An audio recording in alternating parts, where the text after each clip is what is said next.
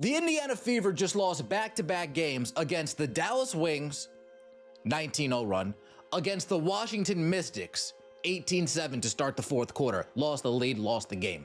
We just lost back-to-back games against teams we had no business losing to, even without Caitlin Clark.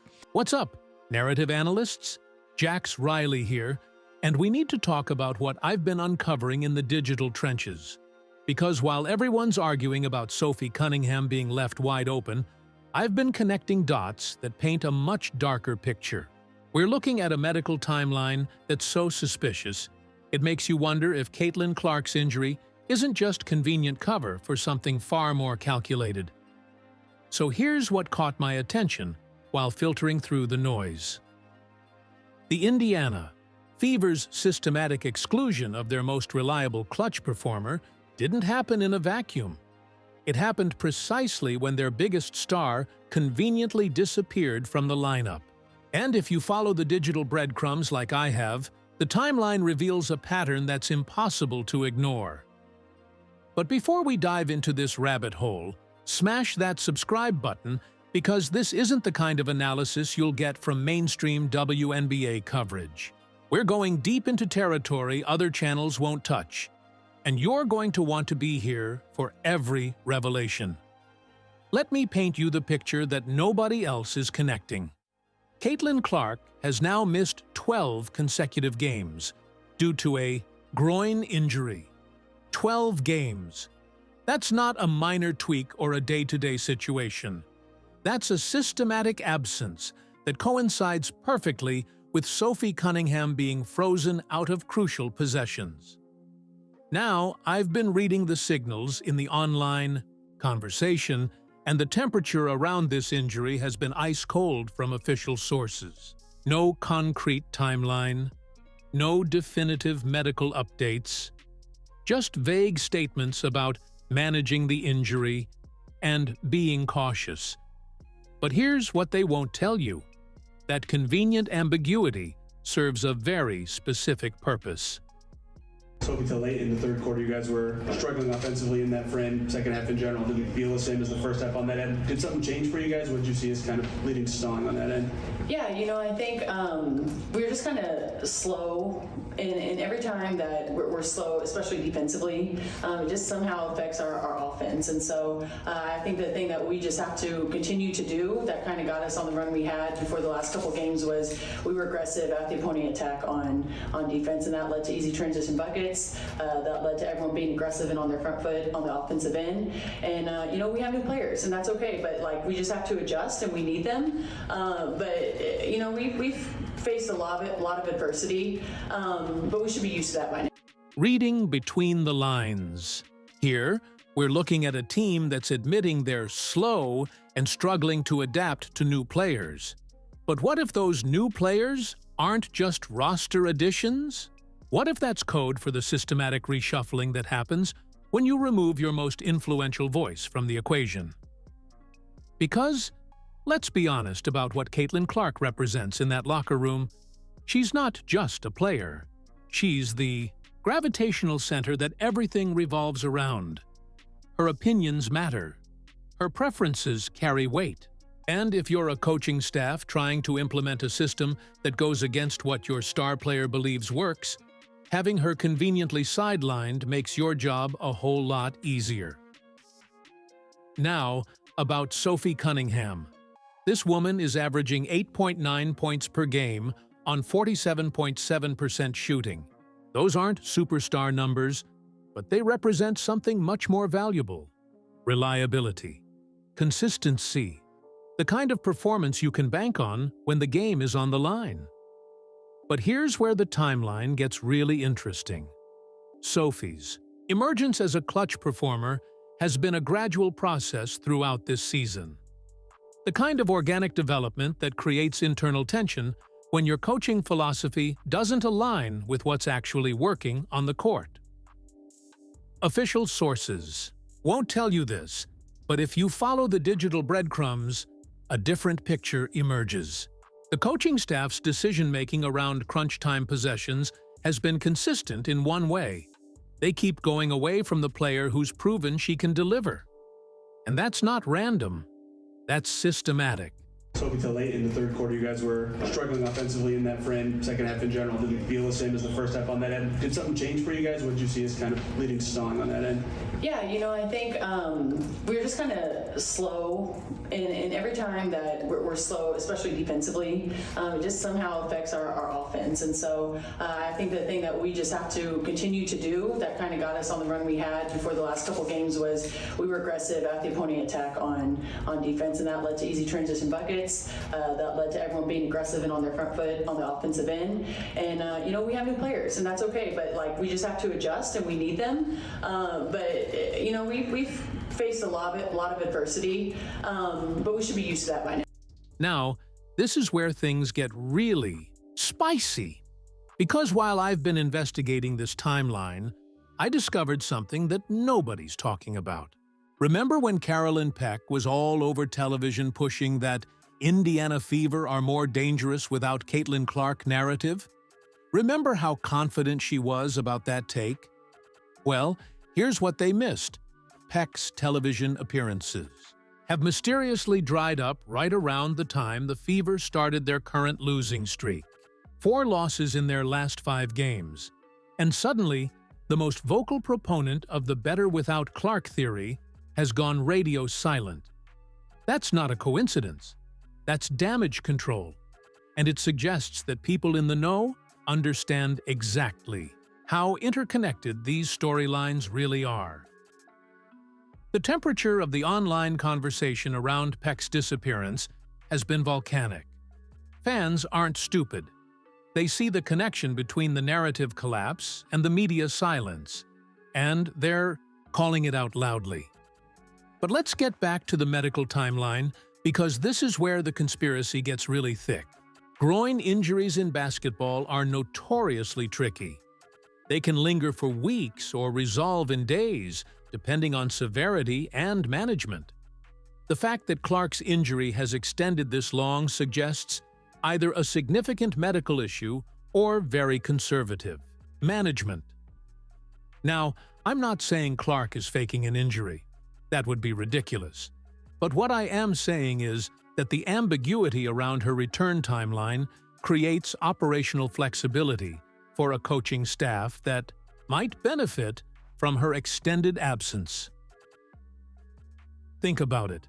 With Clark sidelined, Stephanie White gets to implement her system without the gravitational pull of a generational talent who might have different ideas about how games should be closed. She gets to run her plays for her preferred players without the uncomfortable reality of a frustrated superstar questioning decisions in real time. Okay, now let's get into rumor territory. Nothing is officially confirmed, but the online chatter is too loud to ignore. There are increasing signals suggesting tension between veterans and coaching staff regarding playing time distribution and late-game decision-making. Sophie Cunningham's recent podcast comments about getting everyone together hint at fragmented team chemistry.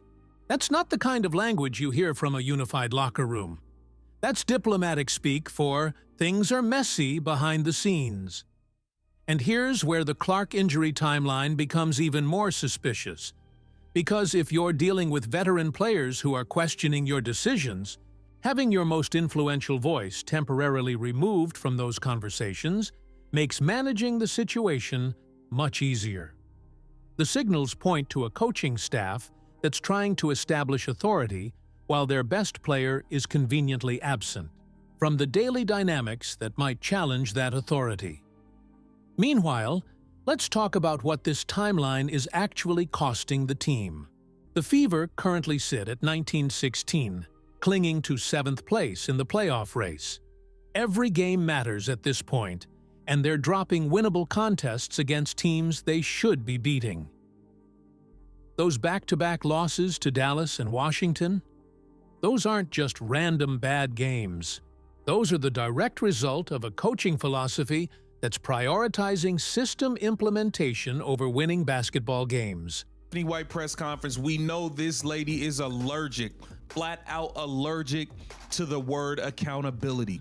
Stephanie White takes no accountability for anything. We are going to watch her pass the blame to everybody. I have not watched it yet. I'm going to see it with. And this brings us to accountability, or the complete lack thereof.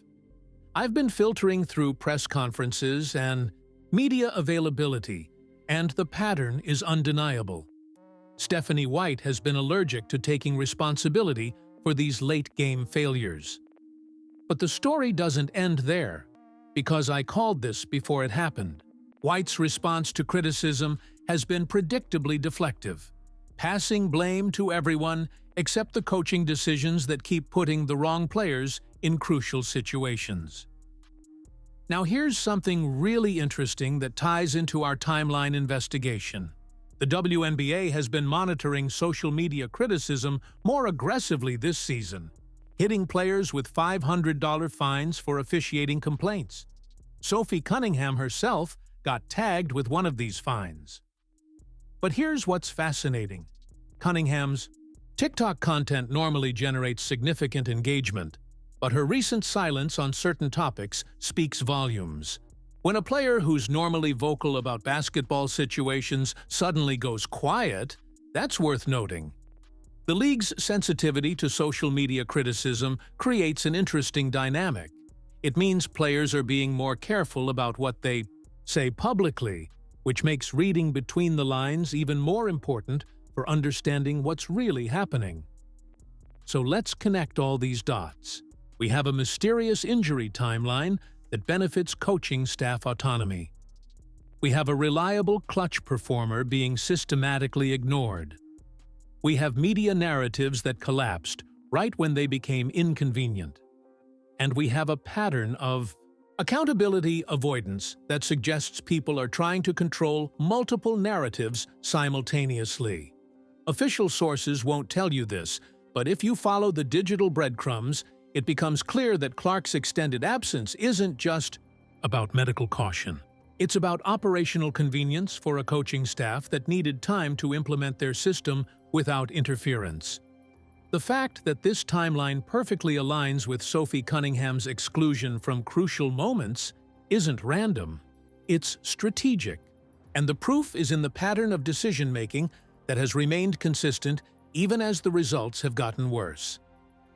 But here's what makes this timeline theory so damaging. The Fever can't afford to waste games on systematic experimentation. They're in a playoff race where every possession matters, and they're using crucial games as laboratory experiments for a coaching philosophy that isn't working. The irony is devastating. They have the pieces to compete at the highest level, but they're sabotaging themselves with decisions that prioritize coaching ego over winning basketball. And the timeline suggests this sabotage accelerated precisely when their most influential voice was removed from the equation. That brings us to the inevitable question. What happens when Clark returns? Because if she comes back and immediately starts questioning the same decisions that have been costing games in her absence, it validates everything we've been investigating about this timeline.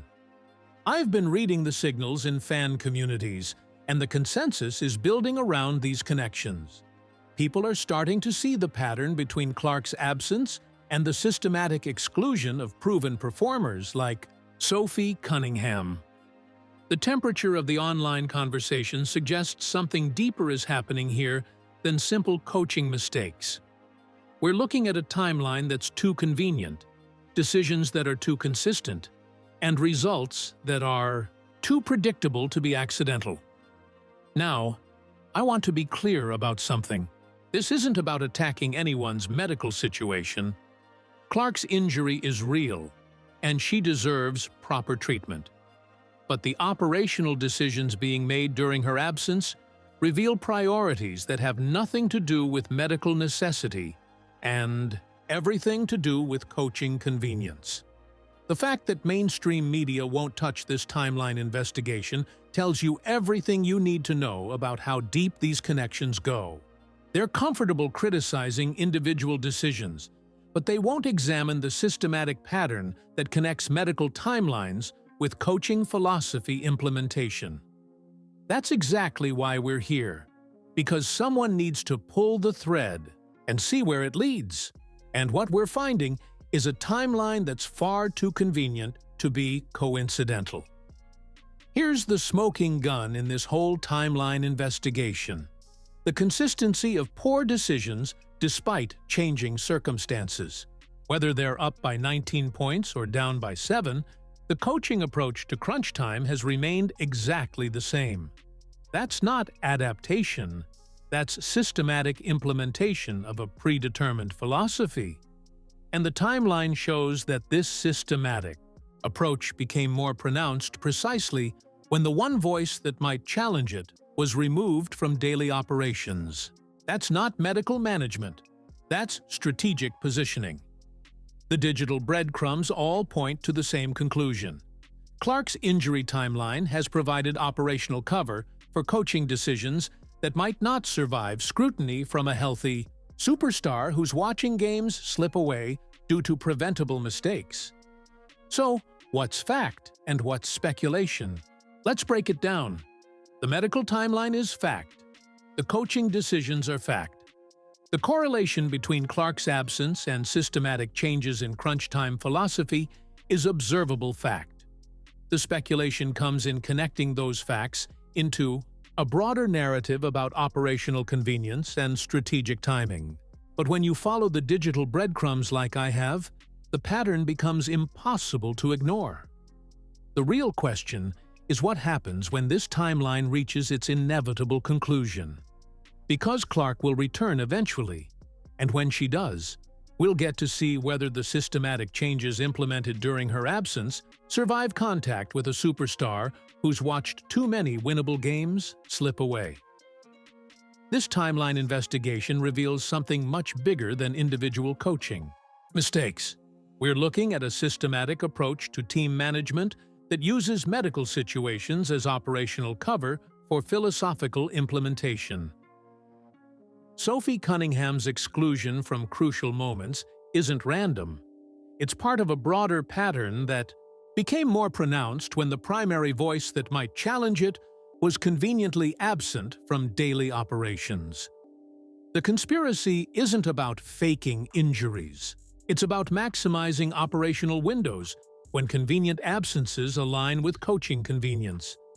And the timeline proves that connection beyond reasonable doubt. That's the truth other channels won't tell you, because they're comfortable with surface-level criticism, but they won't examine the systematic patterns that reveal deeper operational strategies. But we're not other channels. We follow the digital breadcrumbs wherever they lead. And this timeline investigation leads to conclusions that make certain people very uncomfortable. So what do you think? Does this timeline investigation change how you see Clark's injury situation and Sophie's exclusion? Or do you think I'm connecting dots that don't actually form a pattern?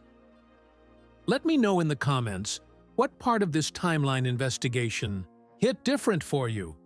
And if you want to stay ahead of these narrative investigations, make sure you're subscribed, because this is just the beginning of what we're uncovering. Hit that like button if this timeline analysis opened your eyes to connections you hadn't considered before. And share this investigation with anyone who's been wondering why reliable performers keep getting ignored while the playoff race slips away. Until next time, keep following those digital breadcrumbs, because the truth is always hiding in the details other people ignore.